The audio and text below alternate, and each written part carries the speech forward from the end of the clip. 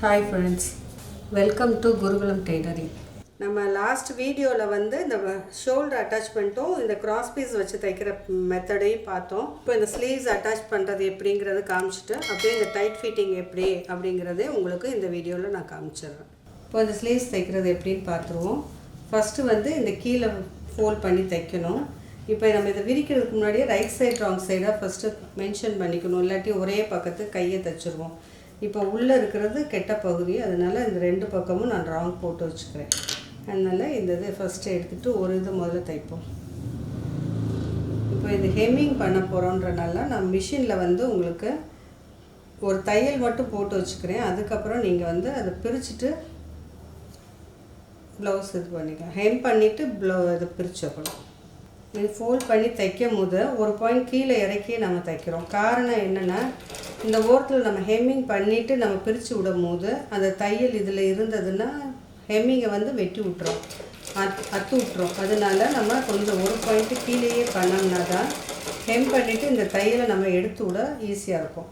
இப்போ நம்ம ஹெம்மிங் தான் பண்ண போகிறோன்றனால இந்த தையலை வந்து கொஞ்சம் பெரிய தையலாக நான் வச்சுக்கிறேன். நான் ஈஸியாக பிரிக்கிறதுக்கு வசதியாக இருக்கும்.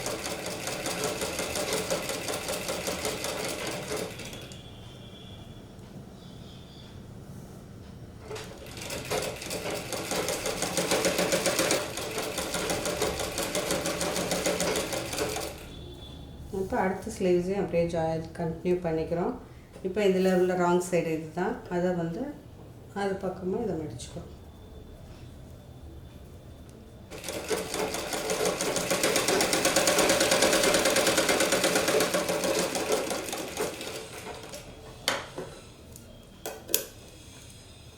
இப்போ இந்த தையல் போட்டு எடுத்துட்டோம். பார்த்துக்கோங்க, கொஞ்சம் இவ்வளோ தூரம் கீழே இருக்கணும். அப்போ தான் இந்த ஹெம்மிங் நம்ம பண்ணிவிட்டு இந்த தையலை எடுக்கும் போது இந்த ஹெம்மிங் எந்த டேமேஜும் ஆகாமல் இருக்கும். அதனால் தள்ளியே போட்டுக்கோங்க. அடுத்தது நம்ம அட்டாச் பண்ணுறது எப்படிங்கிறத பார்த்துருவோம். இந்த சென்ட்ரு பாயிண்ட்டும் இந்த ஷோல்டரும் கரெக்டாக இருக்கணும். இந்த ஃப்ரண்ட்டு குடஞ்சி வெட்டினது இந்த ஃப்ரண்ட் சைடில் இருக்கணும். இந்த குடஞ்சது ஃப்ரண்ட்டில் இருக்கணும், ஸ்ட்ரெயிட்டாக இருக்கிறது பேக்கில் இருக்கணும். இப்போ இந்த இதை வந்து நம்ம இது மேலே இப்படியே தூக்கி படுக்க வச்சுக்கிறோம், இது மேலே. அப்போ இந்த இருக்கா, இந்த மார்க்கிங் இருக்கா, இதுவும் இந்த ஷோல்டரும் கரெக்டாக இருக்கணும். இப்படியே நம்ம மிஷினுக்கு போயிடும். இப்போ இந்த சென்டரில் தான் நான் ஸ்டார்ட் பண்ணுறேன். இது வந்து உங்களுக்கு ஈஸியாக இருக்கும். உங்களுக்கு ஸ்லீவ்ஸ் தைக்கிறதுக்கு இந்த ஹாஃப் போர்ஷன் தனியாக, அந்த ஹாஃப் போர்ஷன் தனியாக தைக்க போகிறோம்.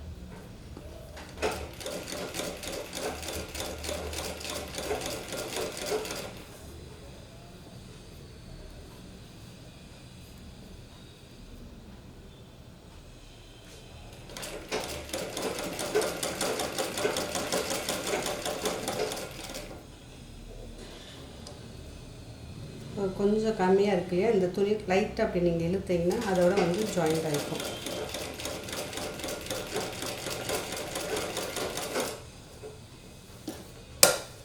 அடுத்தது வந்து டர்ன் பண்ணிவிட்டு அது மேலேயே அடுத்த ஸ்டிச்.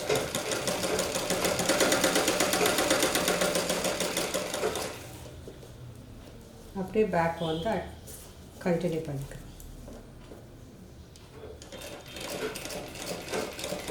சென்டர்லேருந்து அந்த ஒரு போர்ஷன் தைச்சோம். இப்போ அப்படியே இந்த சென்டர்லேருந்து அடுத்த போர்ஷனை தைப்போம்.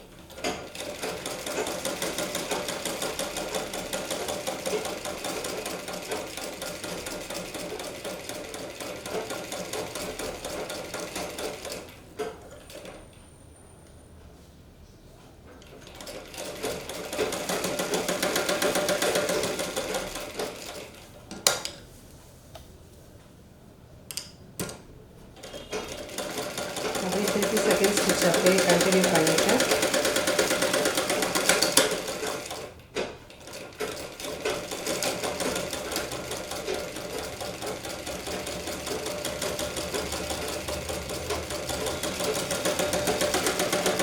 அப்படியே சென்டர்லேருந்து வந்து இப்படி க்ராஸில் வெளியே இருக்கும்.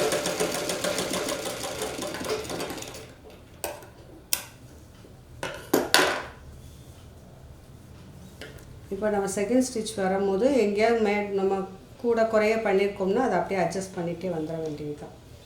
இப்போ அந்த ஸ்லீவ்ஸ் இப்படி பண்ணிவிட்டு இந்த இதை இப்படி எடுத்து பார்த்தா ஸ்ட்ரைட்டாக இருக்குதுனாலே நமக்கு கரெக்டாக இருக்குதுன்னு அர்த்தம். இப்போ அடுத்த ஸ்லீவ்ஸையும் ஜாயின் பண்ணிடுவோம். அதே மாதிரி விரித்து வச்சுட்டு இதுவும் ரைட் சைடில் இருக்கணும், இதுவும் ரைட் சைடில் தான் இருக்கணும். இந்த சென்டர் பாயிண்ட் கரெக்ட் பண்ணிவிட்டு இதை அதே மாதிரி இதுக்கு மேலே அப்படி தூக்கி விட்டுட்டு இந்த சென்டரும் நம்ம கரெக்ட் பண்ணிக்கிறோம். இந்த ஸ்லீவ்ஸோட சென்டரும் இந்த ஷோல்டரோட ஜாயிண்ட்டும் கரெக்ட் பண்ணிவிட்டு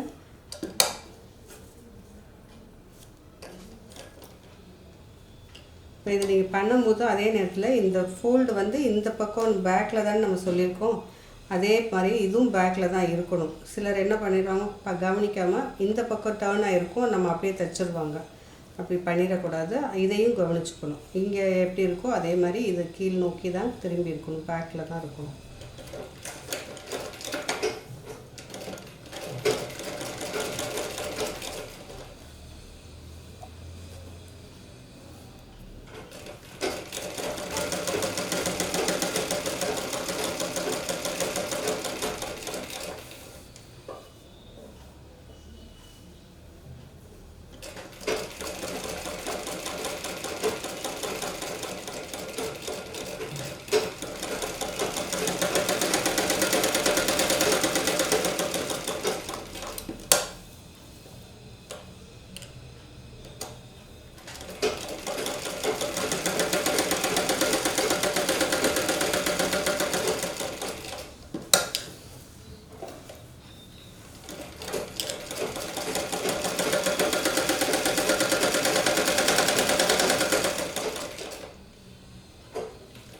நீங்கள் தேய்ச்சி பார்த்துட்டே வந்தீங்கனாலே தெரியும் அடியில் துணி மாட்டியிருக்கா இல்லையான்ட்டு.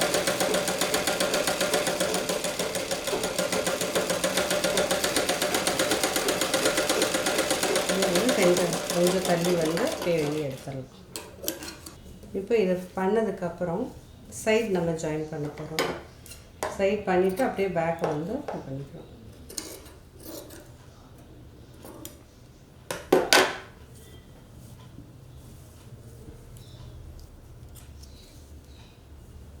இப்போ நமக்கு இந்த சைட் ஜாயின் பண்ணுறதுக்கு முன்னாடி இந்த ஃப்ரண்ட் போர்ஷன் தான் எப்போயுமே நமக்கு நம்மளை ஃபேஸ் பண்ணி இருக்கணும். அடிப்பக்கமாக அப்படி கவுந்து இருக்கக்கூடாது.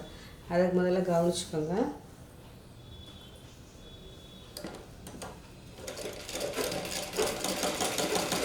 இது பண்ணும்போது இது கரெக்டாக இது ரெண்டும் ஈவனாக இருக்கணும். இது மேல் நோக்கி கை பக்கமாக திருப்பி விட்டுட்டு நேரம் போட்டு ஒரு தையல் மட்டும் சப்போர்ட்டுக்கு தான் போடுறோம். டைட் ஃபிட்லாம் நம்ம பண்ணலை. இப்போ இந்த தையல் வந்து ஒரு சப்போர்ட்டுக்கு தான் போடுறோம். ரொம்ப இழுத்துறாதீங்க, இழுக்க அது கீழே இறங்கும். இப்போ கீழே மடித்து தைக்கிறதுக்கு உங்களுக்கு துணி இருக்காமல் இருக்கும்.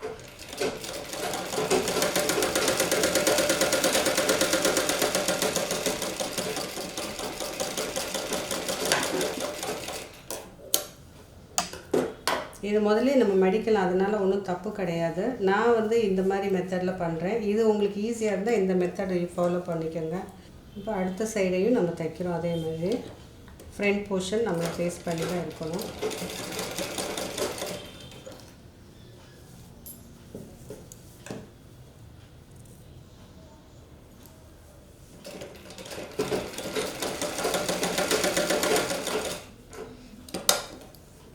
இது அடியில் கவுந்து வந்துடக்கூடாது, அடியில் மேல் நோக்கி இருக்கணும்.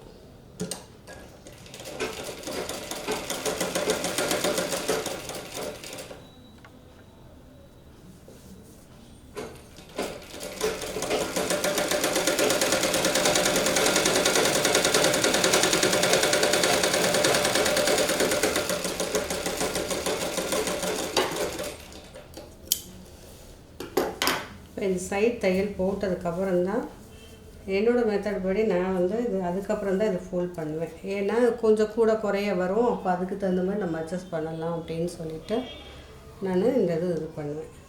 இப்போ இந்த இதை எடுத்துகிட்டு இப்போ இதுக்கு நமக்கு எவ்வளோ வேணுமோ அந்த அளவு இதை நான் மடிச்சுக்குவேன்.